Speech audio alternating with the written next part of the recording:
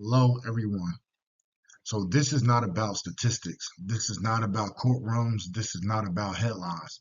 This message is about mothers.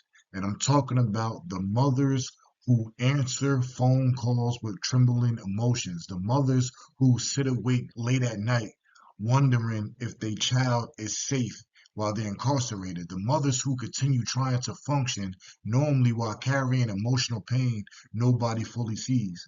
There are mothers in this world carrying heartbreak so quietly that even the people closest to them do not realize how much they are hurting.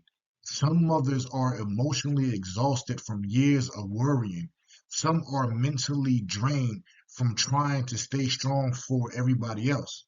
Some are silently grieving the life they imagined for their child. And one thing society often forgets is this: incarceration does not only impact the person behind the wall, it impacts the mother who still loves them, the mother who still answers every phone call, the mother who still prays, the mother who still has hope, the mother who still carries emotional weight every single day. This is about acknowledging that pain honestly while also reminding mothers that they deserve healing too. And this is so important because I just did 19 years in prison, and I'm blessed that my mother is still alive.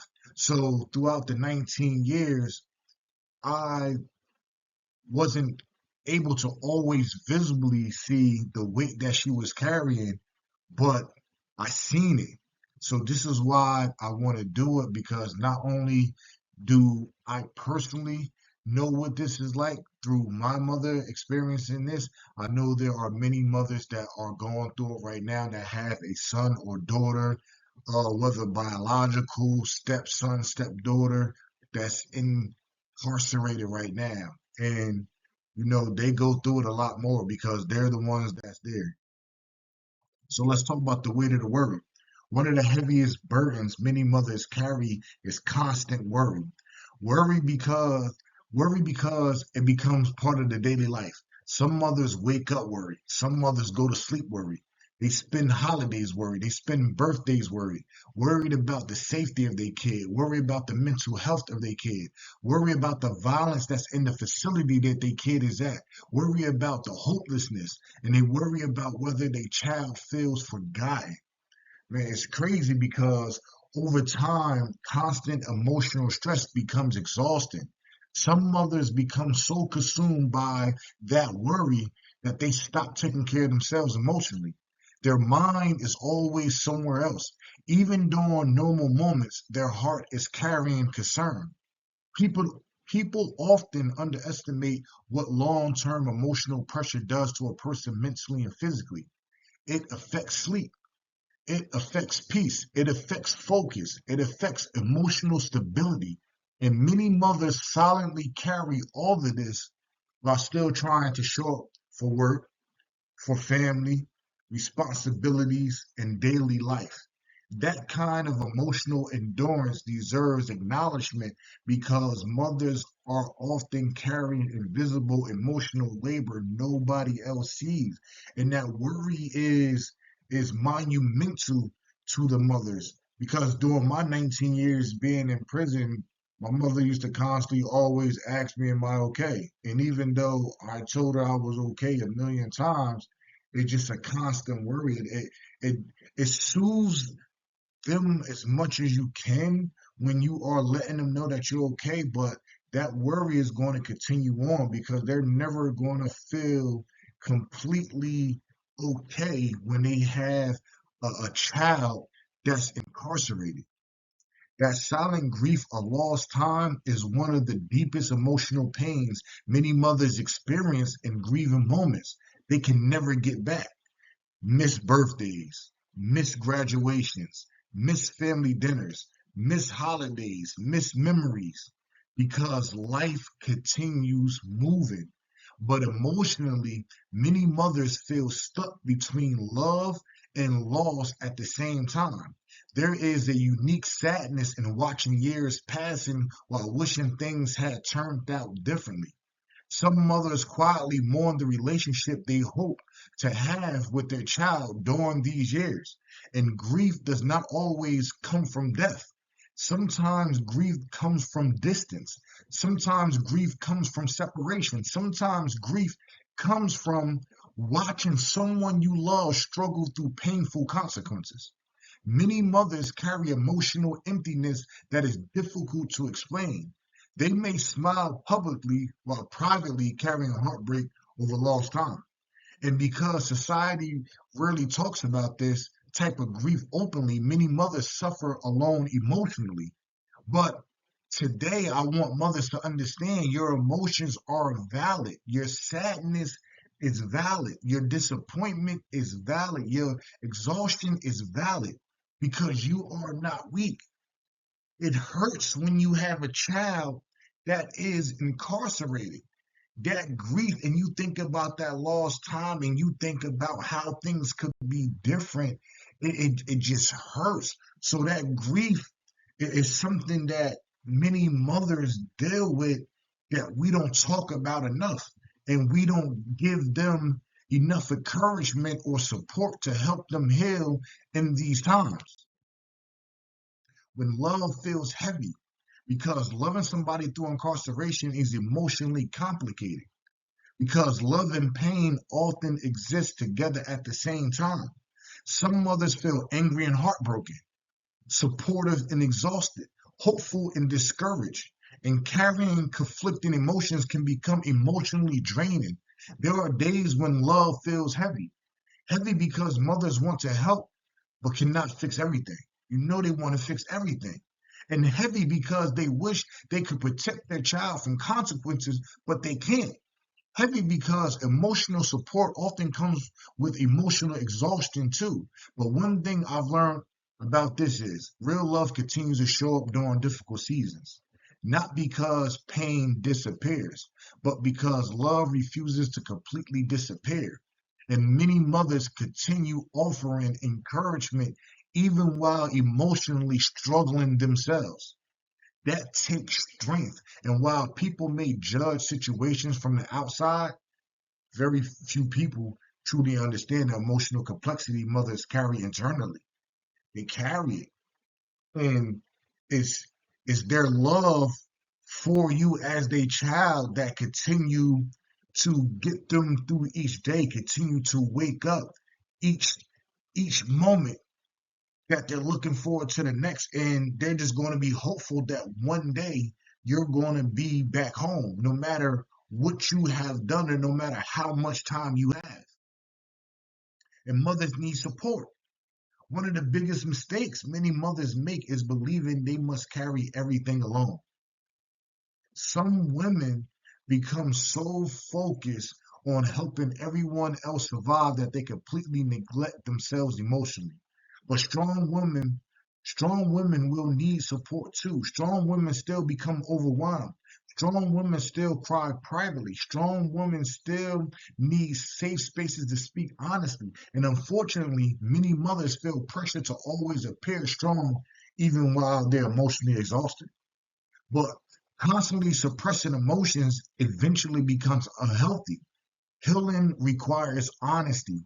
Sometimes mothers need to admit, I'm tired, I'm overwhelmed, I'm emotionally drained, I need support too. And there is nothing weak about that. Mental health matters, emotional peace matters, rest matters. Mothers deserve environments where they feel heard instead of being judged. And a beautiful thing about being home from prison now is you you have a few amount of groups for mothers that support each other because they are all going through similar situations. So don't let the pain erase your identity. One painful season should not erase a mother's entire identity. Some mothers become so consumed emotionally by incarceration that they stop seeing themselves outside of pain. But you are still more than this difficult chapter. You are still a woman with value, still a person deserving peace, still somebody worthy of happiness, healing, and purpose. Some mothers stop enjoying life because guilt consumes them emotionally. Some stop dreaming. Some stop resting. Some stop believing joy is even possible again while you're incarcerated. But pain cannot become your permanent identity. You still deserve moments of peace. You still deserve laughter. You still deserve emotional healing. And one of the most important parts of healing is learning how to continue living while carrying difficult emotions without allowing those emotions to completely consume your life. Yes, it's going to hurt while your child is in prison. And it's not about being selfish or acting like you're neglecting or feeling like you're neglecting your child. But you have to find the balance between, experiencing that pain and wanting your child to be home, but also needing to be mentally and emotionally healthy yourself. Because when you don't, it affects you physically, and then it can change so many things. And I know every mother want to be home, will want to still be alive when their child does eventually come home. So you got to take care of yourself too, right? Growth can still happen, because one thing life taught me personally is this: people are capable of growth. Painful seasons do not automatically mean life is over. People can mature emotionally. People can rebuild spiritually. People can change mentally. And transformation often begins in difficult places. Sometimes incarceration becomes the wake up call that forces reflection, accountability, growth, and change. And while no mother wants this journey, many mothers continue holding on to hope because they believe their child's life still has value. Hope matters because hopelessness destroys people emotionally. And I believe every mother deserves to know your child's story is not necessarily finished.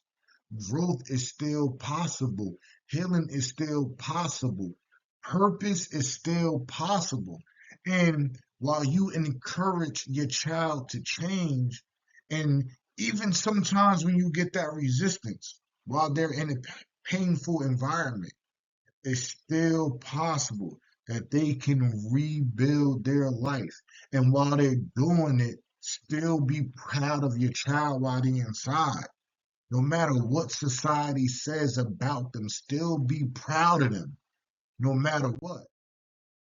And a mother's love still has power. I want every mother listening to this remember something important. You have carried emotional weight many people will never fully understand. You have survived difficult nights, difficult phone calls, difficult emotions, difficult seasons, and despite all of it, you are still standing. That strength deserves recognition. Do not allow guilt, exhaustion, or heartbreak to completely consume your identity. You still matter. Your healing still matter. Your peace still matter. And even during painful seasons, a mother's love still carries power. And I promise you this: no matter what you are going through, as I aforementioned, continue to encourage your child. They hear you. Even when they don't make it seem like they do, they hear you. They hear you. They are listening. And they might not get it right there in that moment, but don't give up on them. I spent 19 years in prison. 19 years off of a 60-year sentence, and I still have 41 years remaining if I wasn't blessed to have my time commuted. Me and my mother had difficult conversations during the time, but I heard what she said. And it's a journey for every family. It's going to be different. But please do not give up on your child. Continue to heal. Continue to stay grounded, but continue to pray, and knowing that God hears you, and knowing that the fight is never over. Continue to fight for your child that's incarcerated and continue to be there for them. And I just wanted to remind y'all as mothers of that today. My name is Shawn Robert Johnson. Thank you. And for any institution, facility, or individuals that need a presentation from me, you can email me. My email is on my channel. And Saving Souls, follow across all platforms, YouTube, Instagram, TikTok. The handle is right there. And as I always say, as I'm sharing my journey and I'm getting my second chance at life, we still saving souls one at a time. Have a blessed day.